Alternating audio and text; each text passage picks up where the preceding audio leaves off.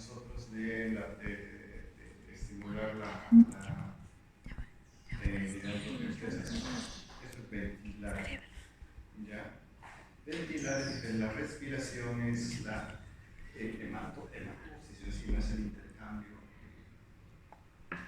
de oxígeno entre el medio ambiente y las células. La respiración, cuando existe una respiración celular. Entonces, ¿quiénes están involucrados en el fenómeno de respiración y ventilación? Que al final lo tomamos como algo parecido, pero fisiológicamente diferente. Miren, está de la tráquea, los bronquios principales, los bronquioles, los lóbulos, la pleura. Y el músculo más importante de este fenómeno es el diafragma. Y finalmente llegamos hasta los capilares, y aquí es donde se produce el fenómeno de la respiración, el intercambio gaseoso.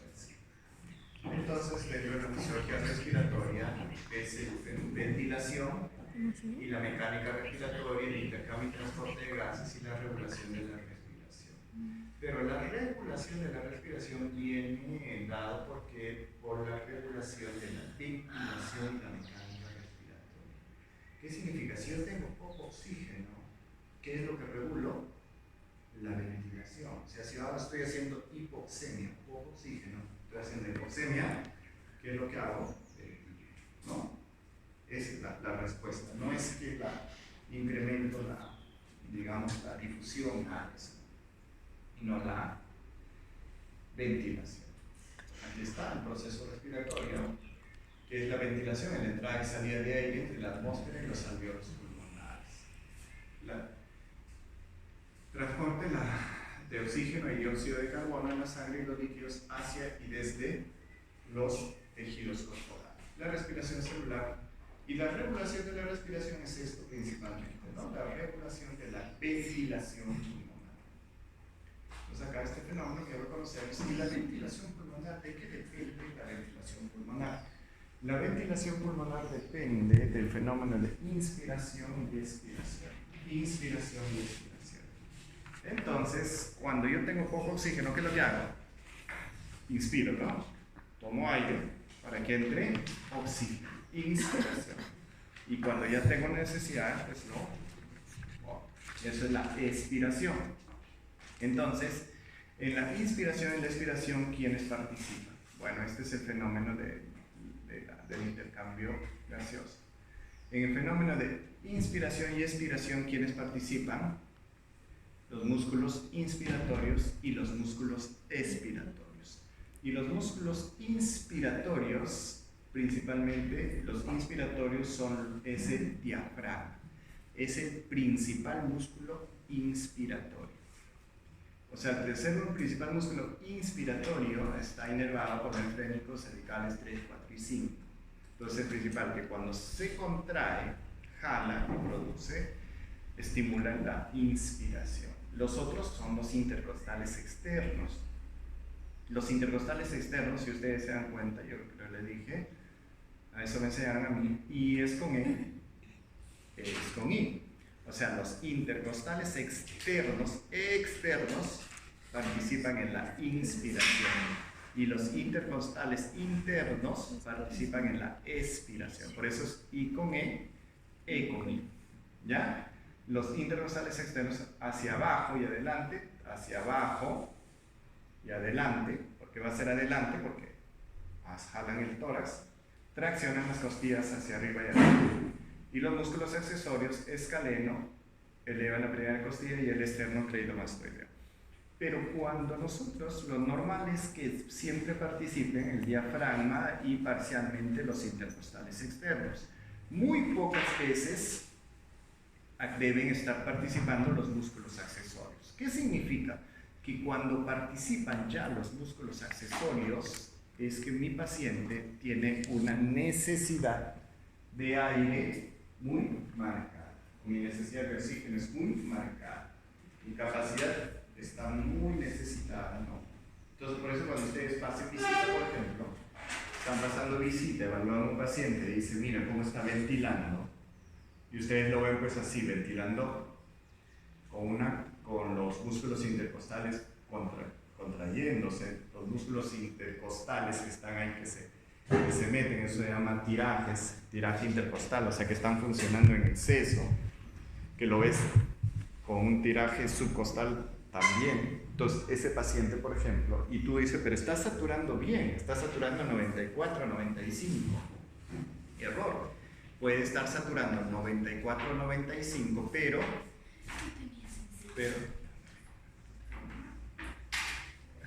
entonces está saturando 94, 95, pero ¿qué resulta? Que ya está utilizando otros músculos, ¿para qué? Para mantener la ventilación. Entonces, ese paciente, aunque esté saturando 94 y 95 y está bien, ¿qué va a suceder? Se va a agotar. ¿Y el agotamiento qué va a significar? Y el agotamiento va a significar que ese paciente va a tener necesidad de ser intubado. Por eso ustedes cuando pasan, dicen, mira, ¿cómo está ventilación? ¿Y la ventilación adecuada qué es? Tóraco abdominal. O sea, tú ves, miren cómo ustedes ventilan. Lo que sí, expanden el tórax y el abdomen no. ¿No? Entonces, es lo que sucede, ¿no? Los músculos expiratorios, en los músculos expiratorios, ¿qué es lo que va a suceder? La expiración es pasiva, nunca la expiración es activa. Acuérdense eso, pues cuando la expiración es activa, ¿qué va a suceder? Es que es una expiración forzada. Entonces, es la expiración forzada. ¿Cuándo es necesaria la expiración forzada? Necesito los músculos expiratorios tipo recto del abdomen, oblicuo interno, externo y transverso del abdomen. Entonces, como I es con E y E es con I, los intercostales internos, ¿en qué participan? En la expiración. ¿No? Los intercostales externos participan en la expiración. Acuérdense eso, ¿ah? Es importante para sus... Ahora miren, aquí están los músculos inspiratorios, está el esternocleidomastoideo, y cuando ustedes participan acá en el esternocleidomastoideo, los escalenos, ustedes van a ver que en el cuellito del paciente, en el cuellito del paciente se hunde el cuello del paciente. Y eso, y a ustedes les va a llamar la atención, y apenas sucede eso, tienen que, ¿cómo se llama? Actuar, rápidamente actúen. Y los intercostales internos, ¿no? La expiración. Entonces, ¿qué tenemos? El control de la ventilación está dado principalmente en el inicio, en los sensores.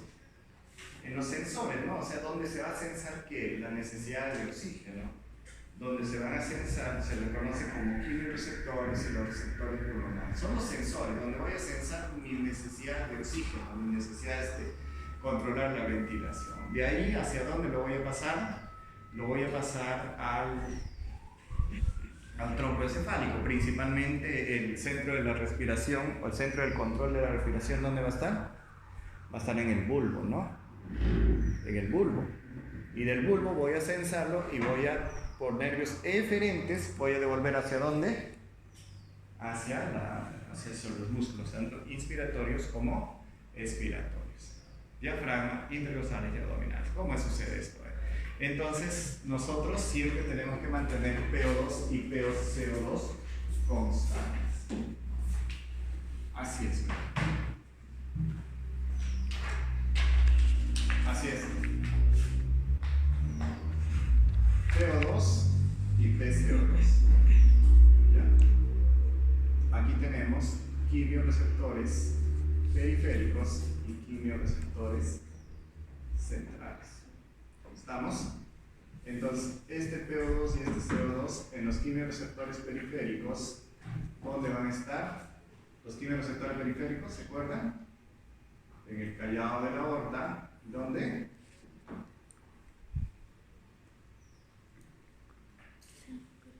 A ver.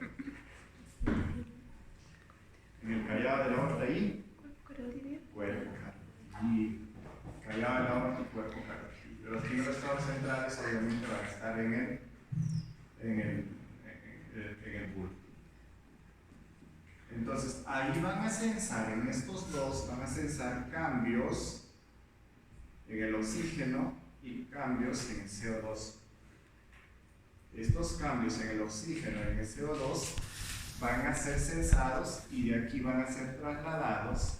Bueno, si están en el bulbo, no, pero esto aquí en los receptores centrales, los van a trasladar ¿hacia dónde? Hacia el núcleo de la respiración, hacia el centro respiratorio. Y de aquí, como respuesta, van a ser los fenómenos de estímulo a la inspiración. Y solamente cuando es forzada, a la expiración. Cuando es forzada, expiración forzada, participa del centro respiratorio. El centro respiratorio regula la inspiración y el centro respiratorio regula la expiración forzada. ¿Por qué? Porque la expiración normal es así. Ustedes cuando hacen pasiva, vamos a ver por qué. Entonces, siempre va a suceder esto. Inspiración, expiración forzada, pero nunca la expiración normal porque es pasiva. Algo, claro, solo que este quimio receptor, ¿por qué no le he puesto flecha? Porque ya está incluido, ¿no? Este está acá.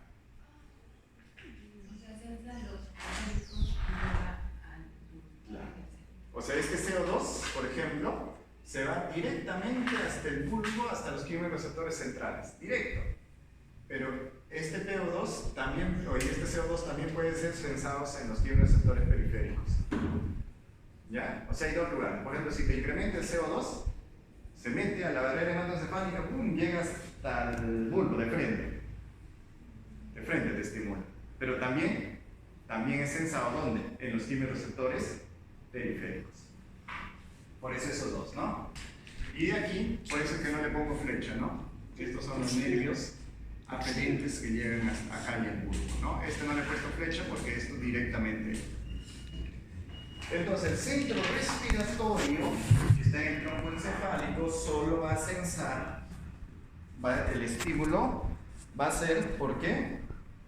El estímulo va a ser por la inspiración. Entonces, ¿cuál es la intención de todo esto? Mantener PO2 y CO2 constantes.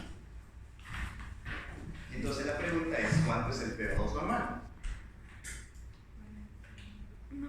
40 muy poquito. En promedio, el PO2 normal es mayor de 80 mililitros de mercurio. Es el promedio que nosotros debemos manejar, ¿no?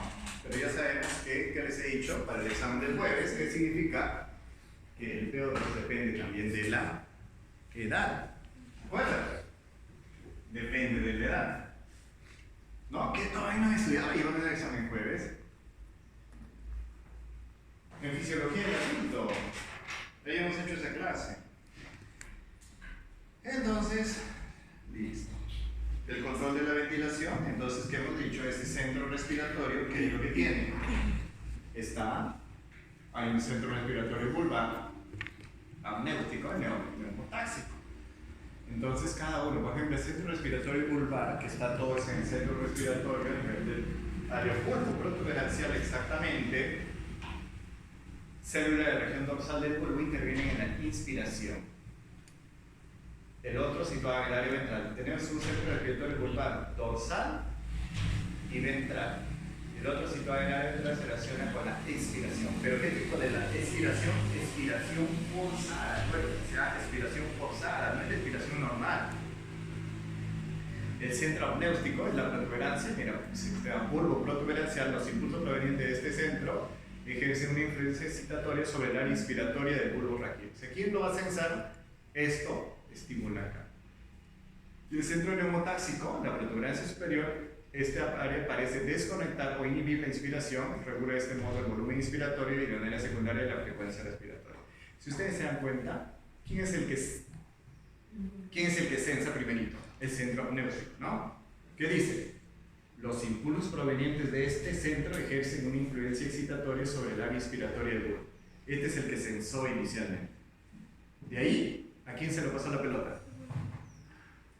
Al centro respiratorio vulvar. El centro respiratorio vulvar interviene directamente en la inspiración, es el que manda. Le dice ya, toma aire, inspira. ¿Y qué hace el neumotáxico? Dice, no, cuando inspira, y el neumotáxico dice, si tú sigues inspirando, ¿qué vas a producir? Puedes producir lesión, pues no. Entonces, ¿qué dice? Ya para la inspiración. ¿Por qué? Imagínense, no vas a estar inspirando ahí, ¿no? Tienes que parar la inspiración. Para la inspiración para que empiece pasivamente la expiración. ¿Ven? Eso hace el neumotáxico. El neumotáxico es el regulador principal. El amnéustico es el que te sensa y el efector es el vulvar. ¿Ya? ¿Entendieron? Esas son 3 áreas. Finalmente, ¿quién es el que comanda, o sea, el que regula todo? El neumotáxico. ¿Quién es el que sensa? El amnéutico. ¿Quién es el efector? El vulvar. Tanto inspiratorio como expiratorio. Aquí están las áreas con el del centro inspiratorio, del impulso expiratorio, expiración forzada. ¿Ven? Lo que les digo, no es expiración normal. El centro respiratorio vulvar, ya habíamos dicho, tiene un área dorsal y un área ventral, ¿no? El área dorsal participa en la inspiración. Dice, se sitúa cerca del núcleo del tracto solitario, donde terminan los nervios craneales noveno y décimo. Noveno y décimo. ¿Qué es el noveno y el décimo? Son los nervios aferentes que vienen ¿de dónde? Los nervios aferentes. ¿Qué pasa con los quimioreceptores periféricos? Aquí, acuérdense, aquí está el callado de la aorta y aquí está el callado y aquí está el área, la carótida, ¿no? Aquí está, estos son los quimioreceptores periféricos. Ya, pero tienen que llegar hacia dónde? Hacia el área bulbo-protuberancial, ¿no? Realmente al bulbo. ¿Estamos? ¿Cómo llegan al bulbo?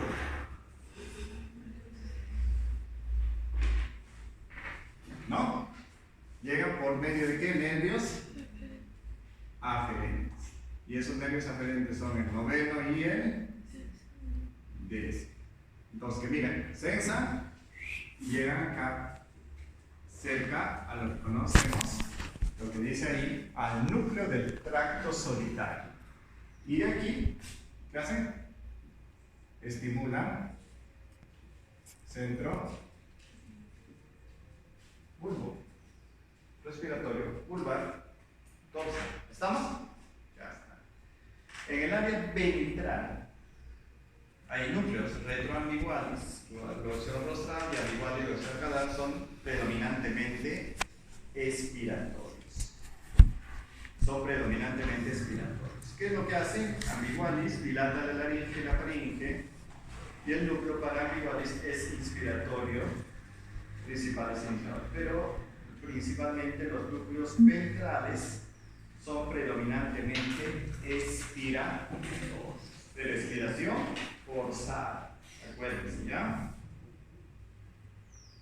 Hay uno que se llama el complejo de Potzinger, que es el complejo de Potzinger actúa en el patrón, puede modificar el patrón respiratorio y participa en el cardíaco, ¿ya? Eso es en el expiratorio forzado.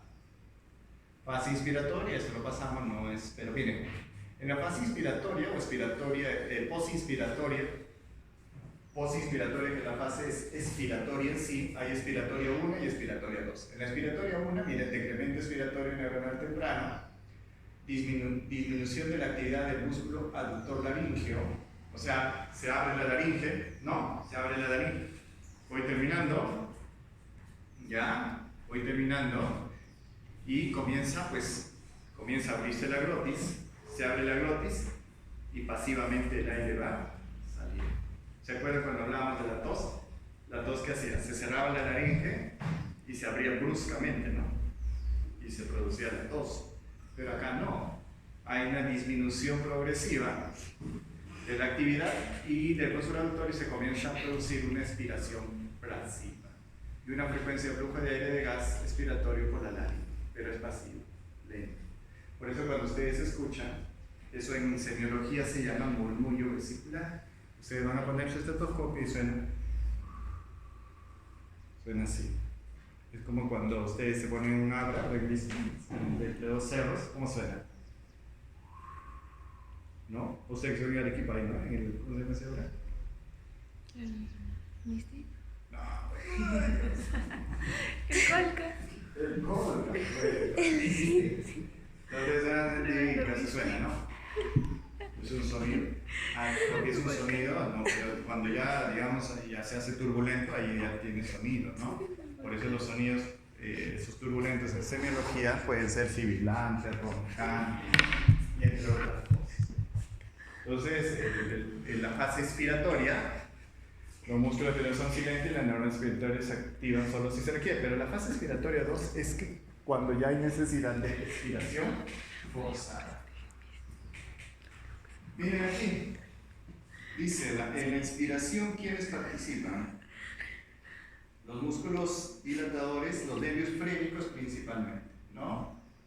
Dilatadores de la vía aérea en la fase 1, en la inspiración, miren, ellos participan completamente. En la expiración, si ustedes se dan cuenta en la fase 1, ¿quién participa? Los aductores de la vía aérea, los que abren, ¿no?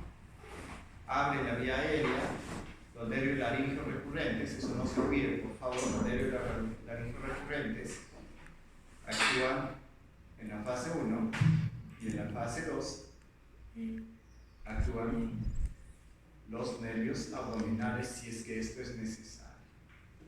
Ahora, los nervios laríngeo recurrentes también inervan ¿cómo se llama esto?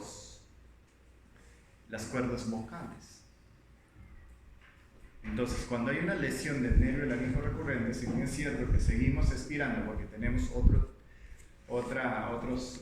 músculos que participan en la expiración, pero nuestra voz se hace una voz diferente y se llama voz bitonal. Cuando hay lesión del nervio laríngeo recurrente. ¿Y en qué situación hay lesión del nervio laríngeo recurrente?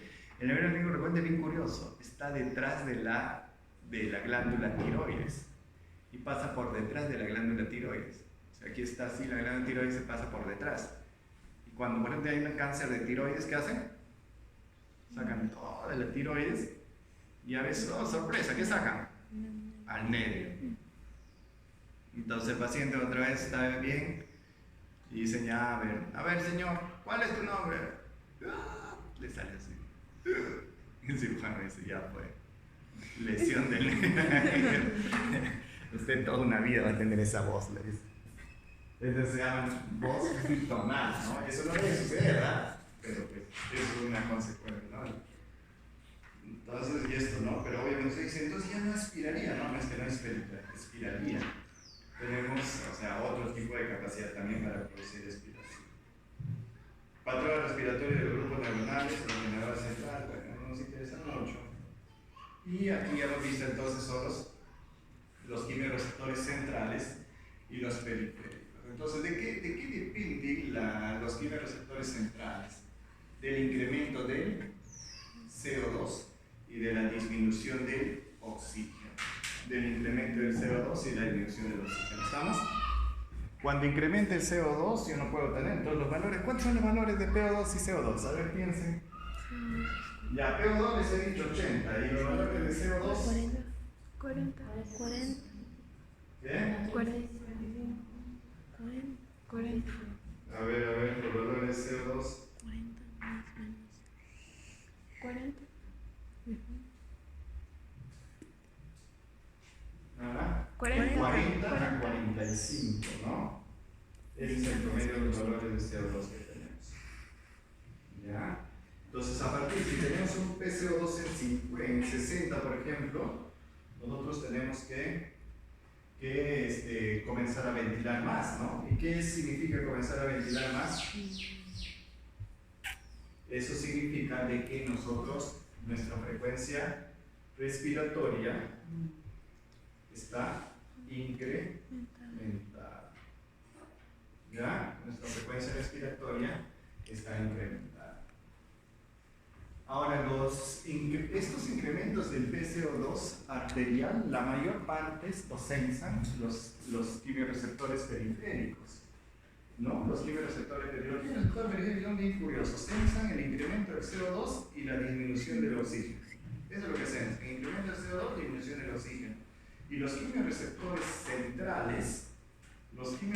centrales, lo que van a sensar es generalmente, más que la disminución del oxígeno, lo que van a sensar es el incremento del CO2. Acuérdense eso, por favor. El incremento del CO2 son lo que van a sensar los quimiorreceptores centrales. Y los periféricos sensan mayormente los dos. Pero ¿cuál de los dos más? Sensan la producción, la disminución del oxígeno. Entonces, ¿qué dice acá? Incremento del CO2, miren, aquí incremento del CO2, incremento del CO2. Los quimiorreceptores centrales y periféricos que incrementan la ventilación, pero aquí le está dando una capa de masa. Los quimiorreceptores periféricos disminuyen la presión sensan la disminución de la presión del oxígeno. Finalmente, ¿cuál es el control? La disminución del oxígeno, la intención es aumentar el PO2. Y la otra la intención es disminuir el PO2. ¿Estamos? ¿Ya?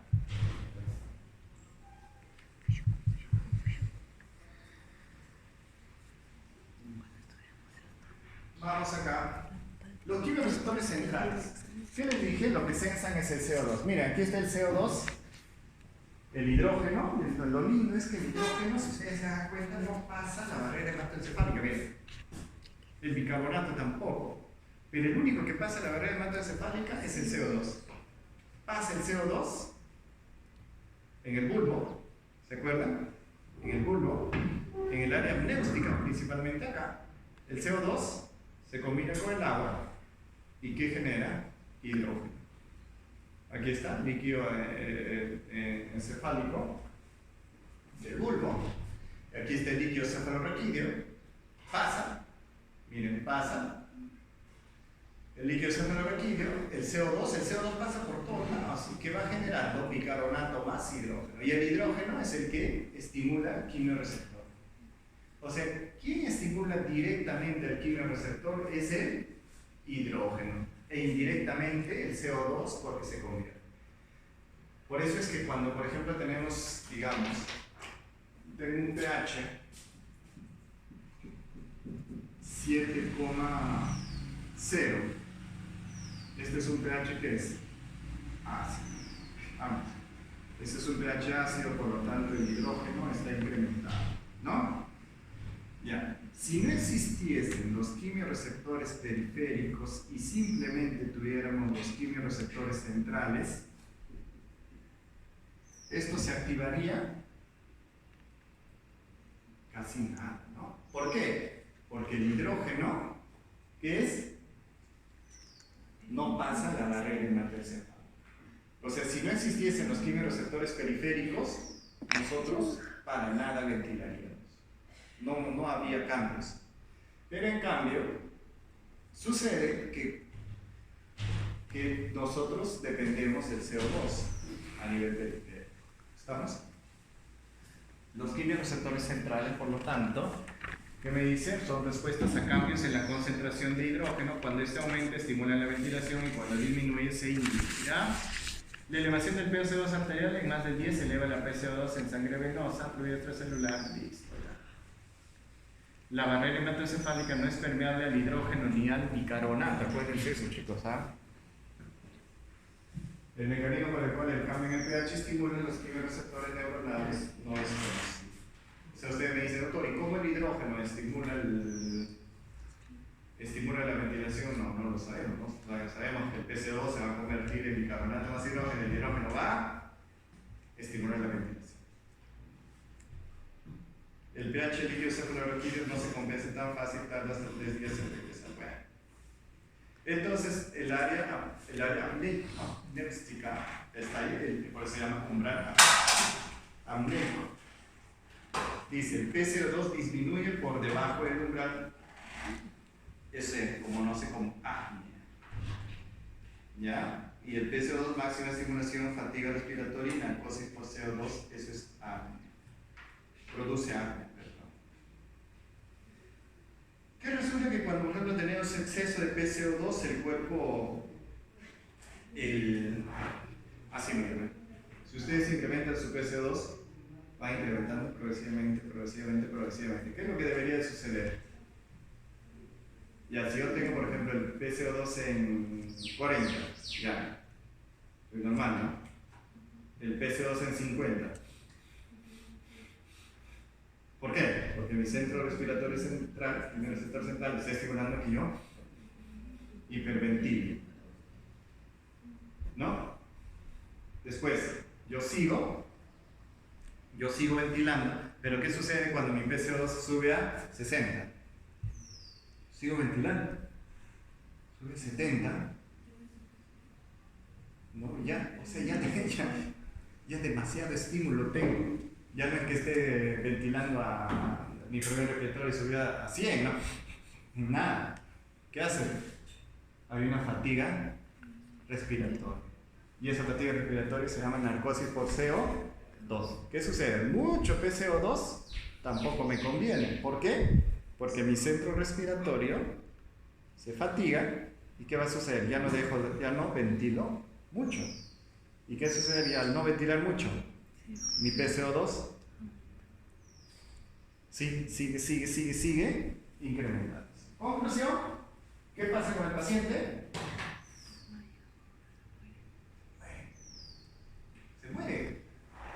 Se desmuere. El 75% de la respuesta se da unos pocos minutos después de iniciar la elevación del PCO2. ¿Ven? Hay que ver la grita, ya como es delegada, le ponemos, a ver, le tapamos la nariz y vamos contando, ¿no? ¿En cuántos minutos comienza a ventilar? Y a los pocos minutos su PCO2 aumentando y comienza a ventilar más y más. Eso ya es lo central. Ahora los periféricos, fíjense. Ahí están los dos periféricos. El carotidio y el seno carotidio y el callado de la aorta, ¿lo ven? Ahí están los dos. Y están los dos nervios diferentes. Pero ahora ustedes ven, y esto que los receptores periféricos, miren, lo ven y lo vemos acá. Aquí están, microscópicamente, con camita, que te lo asegure. Y los que ven los receptores periféricos, ¿qué van a tener? Van a tener dos tipos de células, se llama glomus tipo 1 y el glomus tipo 2. Dice que el glomus tipo 1 es el que va a sensar y el glomus tipo 2 es sostén. No hace nada, lo sostiene, ¿no? Ajá. Ahí más le dice que es una célula sustentacular, en castizo, ¿no? Sustentacular. Sostén, ¿no? Entonces el otro, el glomus tipo 1 es el sensor. El quimioreceptor periférico. Aquí está. Miren, el cuerpo carotidio y el seno carotidio. Y esto es lo que va saliendo de acá, que son los nervios aferentes. ¿A dónde llega? Al área vulvar. ¿A qué núcleo? ¿Leti está sola o acompañada? No, pues ahí. ¿Está sola o acompañada? Sola. Cristabel está sola o acompañada. Sola, y ella acompañada. Por lo tanto, ¿qué es? Tracto solitario. Ajá. Núcleo del tracto solitario. Acuérdense eso, ¿ah? Entonces, ustedes cuando están ahí en el examen, dicen, ¿qué núcleo? Allá, ¿estoy solo o acompañada? Solo, allá. ¿Cómo pueden, Hace que están acompañados, ¿no? Ya tengan esposo, novio, o sea, ya acompañados. Entonces, ¿qué? De acá nadie creo. Nadie, ya, bueno, ninguno de ustedes. ¿Cómo? Usted nada más. Yo nomás, ya. Ya, bueno. Entonces, pero es eso, ¿no? ¿Me entienden? Así. Entonces, los quimioreceptores periféricos responden a cambios en la sangre arterial. Por ejemplo, caída de la presión, ¿no? Caída del oxígeno, incremento de CO2, cambios en qué? En la concentración del hidrógeno, pH. Cosa que no sucede con lo de arriba. Y cambios en la perfusión. Y los cambios en la perfusión son los cambios hemodinámicos que hemos visto en cardiovascular, ¿no? En cardiovascular hemos visto que los cambios en la presión también estimulan a los quimiorreceptores que están en el seno carotidio y que están en el seno carotidio y que están en el callado de la aorta. Acá vemos, aquí está, mira, aquí está, ¿ven? Qué precioso, ¿no? Aquí está lo que al doctor Segura le encanta, ¿ves? ¿Qué es esto? Aquí está el globus tipo 1 y el globus tipo 2. El globus tipo 1 es donde están los sensores y dice, los cuerpos aórticos no responden a la disminución del pH arterial. Entonces, esa es otra de las cosas que esto. Los cuerpos, el callado de la aorta responde más a cambios hemodinámicos y los quimiorreceptores de aquí del cuerpo carotidio responden más a cambios de pH, oxígeno y CO2. Pero responden menos a cambios hemodinámicos. Al revés, el callado de la aorta responde más a cambios hemodinámicos que a cambios de PCO2. Ahora les digo, si en el examen les pongo el callado de la aorta responde más a cambios, en el pH, respuesta es sí, ¿no? Que responda menos es otra cosa. ¿Ya? Que responda menos es otra cosa. Los dos responden, pero uno es mayor que el otro. Histología no responde, corresponde poco. Histología del cuerpo carotidio, globus tipo 1, con el nervio glosofaringeo, y las células tipo 2, nada, ¿no? Entonces aquí está, miren, una vez que llega, ¿qué estamos haciendo? Aquí llega, ¿qué hemos dicho? Dos cosas, ¿no? Disminución del PO2 y incremento del PCO2. Aquí está lindo, ¿no? Aquí dice, ya esto es lo que está en el quimiorreceptor periférico. ¡Guau! Se mete el oxígeno, como difunde rápidamente, pero no hay una explicación de cómo estos cambios del CO2, miren qué es lo que hacen. Esta disminución del oxígeno, no hay una forma explicable cómo esta disminución del oxígeno estimula este canal del potasio, este bloqueo de este canal de potasio. ¿Ya? Entonces, ¿qué va a suceder? Se inhibe este potasio, por lo tanto la célula empieza a despolarizarse. ¿Ya? Este CO2 también estimula el hidrógeno y por lo tanto empieza la célula a despolarizarse, permitiendo el ingreso de calcio. Permite el ingreso de calcio, lo que estimula la producción de neurotransmisores, aquí, producción de neurotransmisores que estimulan a los nervios aferentes. ¿Ya? A los nervios. ¿A dónde está sucediendo esto? ¿En el globus tipo 1 o en el globus tipo 2? ¿Esto dónde está sucediendo? ¿En el globus tipo 1 o tipo 2? Vean, hay dos, no vamos a llegar, 50-50. ¿En qué está sucediendo? En el globus tipo 1, pues. Es el sensor. El otro es sostén, nada más. Mecanismos de acción de los quimiorreceptores periféricos, ya. Entonces, se inhibe la actividad de la bomba de potasio, la que les decía inhibe la bomba de potasio, y la bomba de potasio permitiendo la despolarización, lo que apertura los canales de calcio, y comienza a secretar neurotransmisores. El incremento del PCO2 depende de la anidrida carbónica, disminución del pH, y el pH, el hidrógeno incrementa también inhibiendo el canal de potasio, permitiendo la despolarización y el ingreso de calcio. Por ejemplo, esta es una pregunta clásica, ¿no? Si yo le tendría que decir, mecanismo de acción de quimiorreceptores periféricos, grafíquelo. Tiene que graficar esto. O ya explícalo ya con sus palabras. Tiene que explicar todo. Pero más fácil es graficar, ¿eh? Ya, por ejemplo, en este primer examen, en el segundo examen les puedo pedir esto. Graficarlo. Ya, así que no digan, no, para marcar yo estudiaba para marcar. No. Ya no va a decir, no, yo estudiaba para marcar. No, tiene que aprender a graficar también. Bueno, puede ser, describa los núcleos del centro respiratorio. Tiene que ser respiratorio, ¿no? Entonces, ¿qué neurotransmisores tenemos? Entonces, una vez que se ha estimulado, acá, ¿qué es esto? Estos son los neurotransmisores. ¿Qué neurotransmisores tenemos? Dopamina, acetilcolina, noradrenalina, todos, ¿no? Todos estos son los neurotransmisores que producen el estímulo de los nervios aferentes. ¿Ya? Aquí está lo que les decía. Entonces aquí está, a mayor disminución de la presión de oxígeno, a mayor disminución de la presión de oxígeno, mayor estímulo de los cuerpos carotídeos. ¿Ya? Curso de tiempo de la respuesta denominan 3 tipos de respuesta ventilatoria: respuesta a la hipoxia aguda, y eso se da en los tiempos. Bien, incremento rápido e inmediato de la ventilación, después mucho tiempo estamos, ya se va declinando nuestra respuesta, como han visto. Y esta es una de las cosas bien simpáticas, que hay unas cosas que lo pasamos rápido, pero que más me interesa que aprendan esto aquí, ¿ven? Los tipos de estimulación: tenemos hipercárnica, tenemos el tipo de respiración hipercárnica, 2 tipos de estimulación, aguda y crónica. La estimulación aguda hay cuando el estímulo es por incremento del CO2. Por ejemplo, cuando es agudo por incremento del CO2. Ya.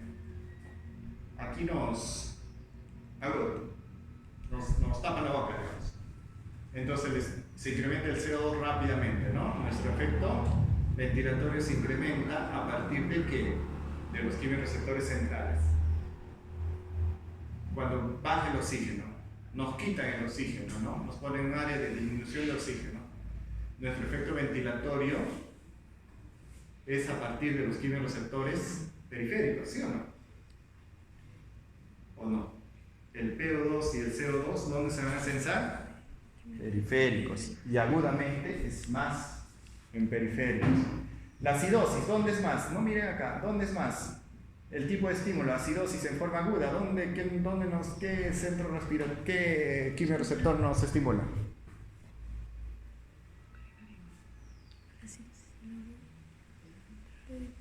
Periférico. Bueno, eso sí es bueno, chicos. Este está facilito. Acuérdense, el PCO2 quimiorreceptores centrales y quimiorreceptores periféricos. El PCO2 y el PO2. Perdón. El PO2 estimula los quimiorreceptores periféricos. Así es. El pH estimula quimiorreceptores periféricos. O sea, el único que estimula a los dos, el PCO2. ¿Cuál? Incrementa el CO2, disminución del PO2 y disminución del pH. ¿Ya? Esto sí, acuérdense. El incremento del PCO2 incrementa los quimiorreceptores centrales. ¿La disminución del PO2 incrementaría los quimiorreceptores centrales? No. O en poco, en menor medida. Aquí está. Ahora, cuando es crónico, ahí sí cambia todo. Ya cuando es crónico, o sea, digamos, mucho tiempo estoy con el PCO2 elevado, algunos tipos de pacientes, ya los quimiorreceptores periféricos pueden ser, los centrales sensan en menor medida. Porque cuando es crónico, ¿qué les he dicho? Cuando el PCO2 está muy elevado, ¿qué va a suceder con los quimiorreceptores centrales? Se van a acostumbrar, ¿no? Se van a acostumbrar. Por lo tanto, los quimiorreceptores centrales sensan en menor medida digamos, la hipercapnia. La hipoxia, eso sí, los quimiorreceptores centrales nunca lo sensan, lo van a sensar los periféricos.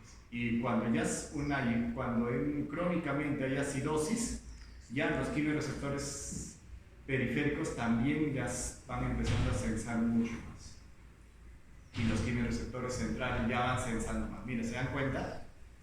Cuando hay acidosis crónica a partir del PCO2 elevado, los quimiorreceptores centrales crónicamente ya empiezan a sensar la acidosis, pero crónicamente, crónicamente. Pero lo normal, fisiológicamente, de forma aguda, no van a censar los centrales, la acidosis. Los receptores pulmonares y las vías aéreas, que estos son receptores, por ejemplo, que vamos a tener, ¿no? Por ejemplo, dice aquí este receptor se llama receptor yuxtacapilar, receptor J, que dice frente irritante produce broncoconstricción y secreción de la mucosa. Hay receptores pulmonares que están en la superficie del pulmón, que producen reflejos. El reflejo de Hering-Brauer se llama. Disminuye la frecuencia respiratoria debido a una inhibición de la actividad de los músculos inspiratorios y aumento del tiempo expiratorio. O sea, cuando tomas aire, llega un tope de lo que tomas aire y ese sensor llega hasta tu núcleo vulvar y ¿qué te dice? Ya para de respirar, ¿no? Para de inspirar. ¿Para inspirar para qué? Para iniciar la expiración.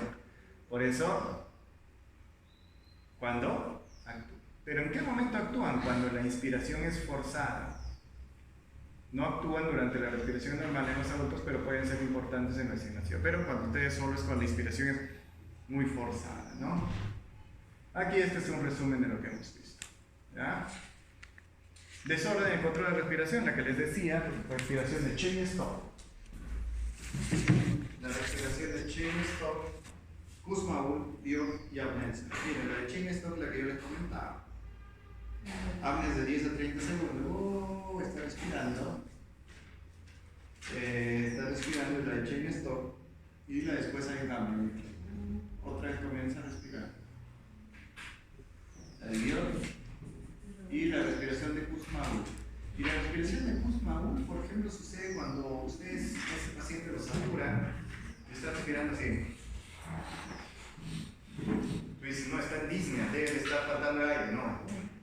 Le saturas, está saturando 95, 98, pero no tiene intercostal.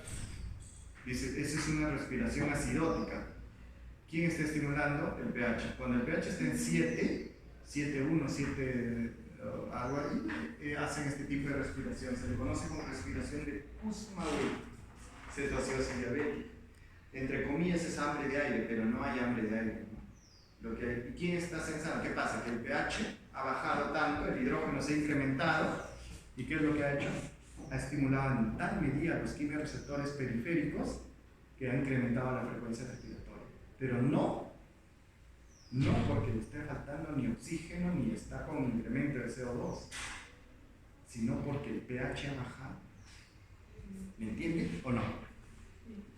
O sea, el PO2, el CO2 está normal, pero digamos el bicarbonato se ha ido al piso, el pH ha bajado y eso es lo que ha estimulado a los quimiorreceptores periféricos. El quimiorreceptor periférico ha sensado de que hay cambio de pH. ¿Y qué es lo que tiene que hacer? Como el pH ha bajado porque el hidrógeno ha bajado, ¿qué lo trata de compensar? Con el CO2, ¿no? El CO2 trata de botar para que ya no tengas, que el pH aumente. Entonces eso es lo que hacen los quimiorreceptores. Y esta respiración se llama respiración acidótica o de Kussmaul. Esto, por ejemplo, son preguntas bien clásicas para cuando ahora que van a llevar semiología. Cheyne-Stokes, Biot, Kussmaul. Y bueno, Gabo. Listo. Descansamos otros 5 minutos y empezamos.